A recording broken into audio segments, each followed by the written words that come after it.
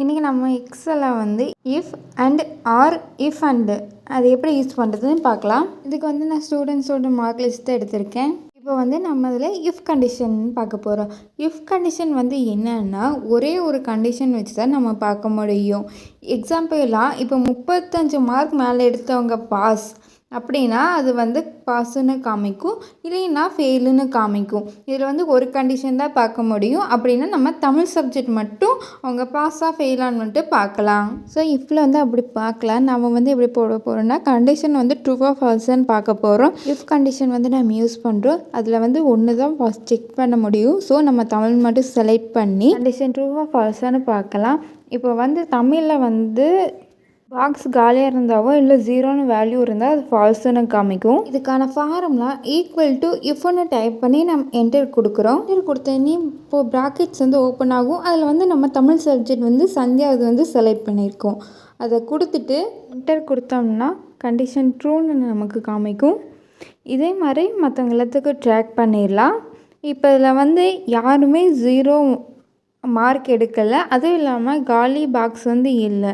சில டைம் காலி பாக்ஸாக இருந்தாலும் அது ஃபால்ஸாக கன்சிடர் பண்ணி ஃபால்ஸுன்னு கொடுக்கும்.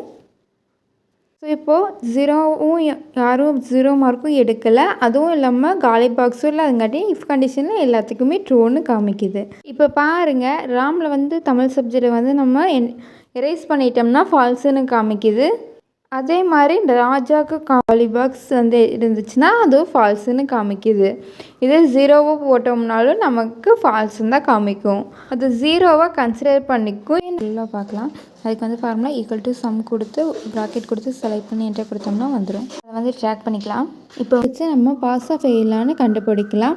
அதுக்கு வந்து formula equal to F enter கொடுத்தோம்னா ப்ராக்கெட்ஸ் ஓப்பன் ஆகும். அதில் வந்து சம்னு கொடுத்துட்டு நமக்கு டோட்டலாக நமக்கு 140 மார்க் ஒவ்வொரு சப்ஜெக்ட்லேயும் 35 எடுத்திருக்கணும். இல்லை டோட்டலாக 140 வந்து எடுத்திருக்கணும். இதுக்கான ஃபார்முலா பார்க்கலாம்.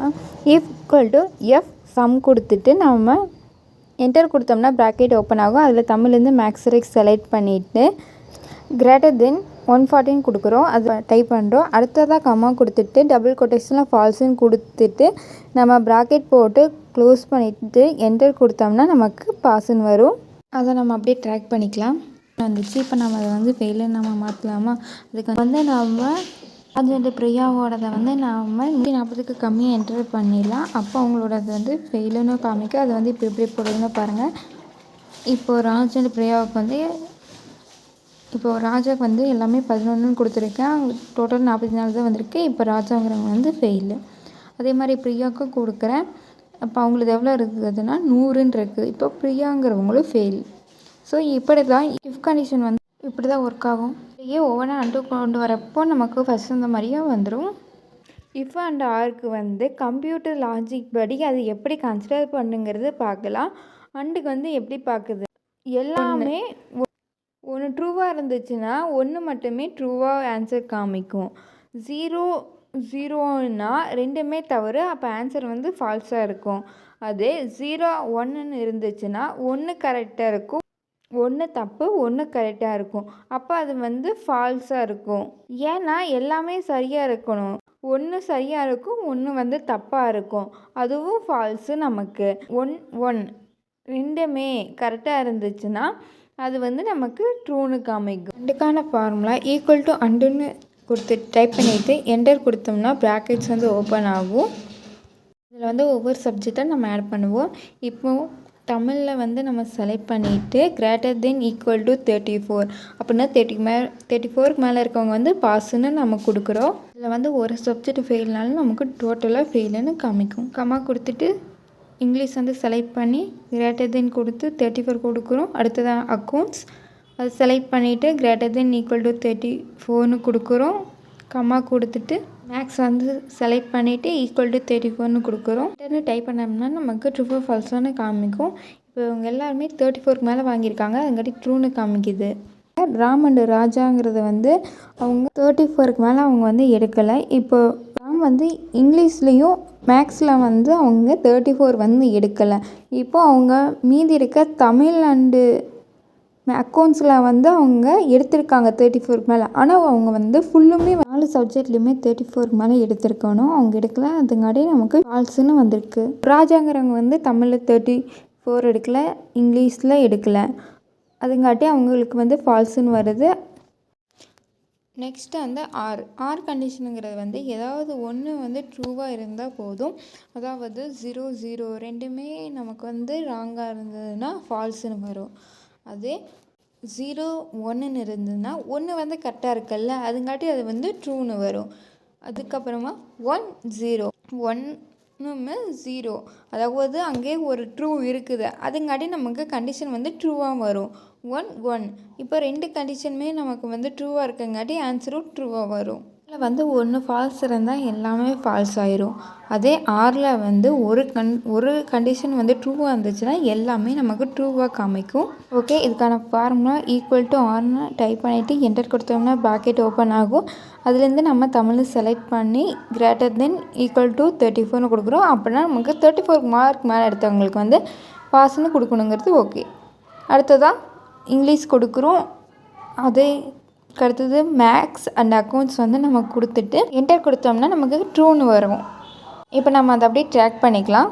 வந்து ஃபால்ஸ்ன்னு காமிக்குது பாருங்க, ஏன்னா அங்கே வந்து நமக்கு எந்த மார்க்குமே இல்லை, அதுங்காட்டி நம்ம ஃபால்ஸ்ன்னு வந்திருக்குது. இப்போது 6 எல்லாமே ட்ரூன்னு வந்திருக்கு, ஆனால் அண்டில் பாருங்கள் 2னா ஃபால்ஸ் வந்திருக்குது. ஏன்னு இப்போ உங்களுக்கு தெரிஞ்சிருக்கும். இதை நம்ம இஃப் அண்ட் வந்து போடலாம்.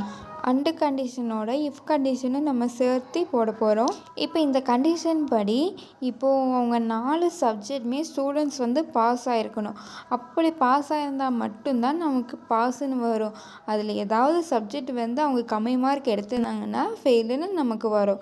அதுங்காட்டி தான் நம்ம வந்து இந்த ஃபார்மேட் வந்து யூஸ் பண்ணுறோம். இஃப்னு டைப் பண்ணிட்டு என்டர் கொடுத்தோம்னா ப்ராக்கெட்ஸ் வந்து ஓப்பன் ஆகும். அதுக்குள்ளே வந்து நம்ம அண்டுன்னு நம்ம டைப் பண்ணிக்கலாம். அண்டு கொடுத்துட்டு என்டர் கொடுத்தோம்னா ப்ராக்கெட்ஸ் வந்து மறுபடியும் ஓப்பன் ஆகும்.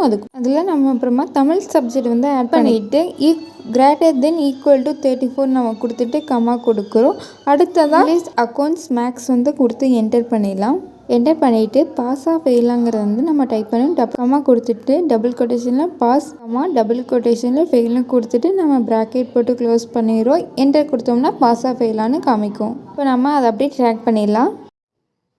இப்போது நம்ம கண்டிஷன் பற்றி ஷார்ட்டாக சொல்கிறேன். இஃப்ங்கிறது வந்து என்னன்னா, இஃப்ங்கிறது வந்து ஒரு பாக்ஸில் வந்து வேல்யூ இருக்குதான்னு பார்க்கும். அப்படி இருந்துச்சுன்னா ட்ரூன்னு கொடுக்கும், இல்லைன்னா ஃபால்ஸுன்னு கொடுக்கும். அதே வேல்யூ வந்து 0ன்னு இருந்ததுனாலும் ஃபால்ஸுன்னு காமிக்கும்.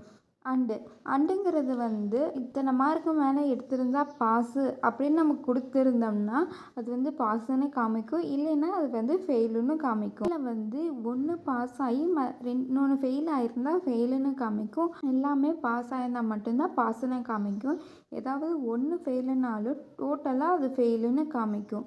அடுத்ததாக ஆறில் வந்து ஏதாவது 1 பாஸ் ஆகி மற்றதெல்லாம் ஃபெயில் ஆனாலும் பாஸுன்னு காமிக்கும். அதுவே 1 ஃபெயில் ஆகி மற்றதெல்லாம் பாஸுனாலும் பாஸுன்னு காமிக்கும்.